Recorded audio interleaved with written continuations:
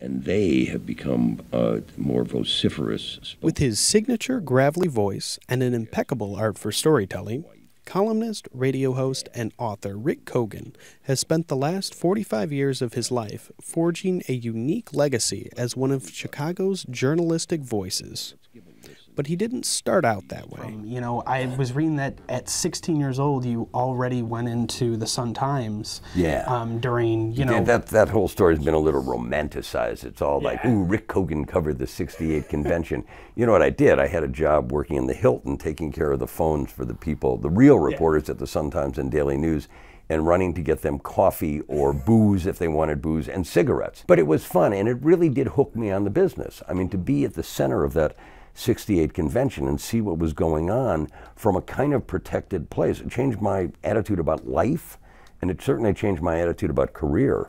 Now, his resume is extensive. He's been a columnist for the Sun-Times, a TV critic for the Chicago Tribune, an on-air reporter for WBBM-TV, and has written 14 books. I got offered the chance to be the interim host of the afternoon shift on WBEZ.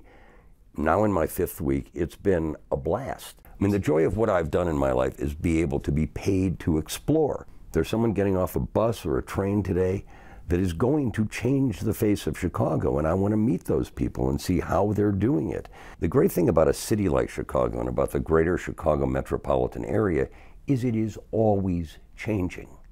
You visit a corner one day, 3 months later, you go to that same corner, something's different. For Mr. Kogan, it isn't about leaving his own legacy behind, but rather discovering new legacies every day, which is one of the primary reasons he has decided to take his current show, Chicago Live, outside of the Chicago limits to Governor State University. The concept is sort of to bring the newspaper, that old-fashioned thing called a newspaper, to life on stage. GSU was a logical choice. I have seen a lot of shows in that fabulous Performing Arts Center. I've seen children's shows there. I've seen Dennis DeYoung there, and I have an unbelievable fondness for this campus. And I hope they say, why did you have that show downtown? It was too hard to get to. I don't drive well at night. I don't care what your excuse is.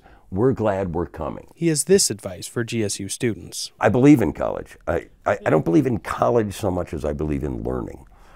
And I think that a college, and I know enough about GSU to know that in most cases, it's happening down here, someone should be inspired to learn for learning's sake. I really do believe that success is the residue of passion.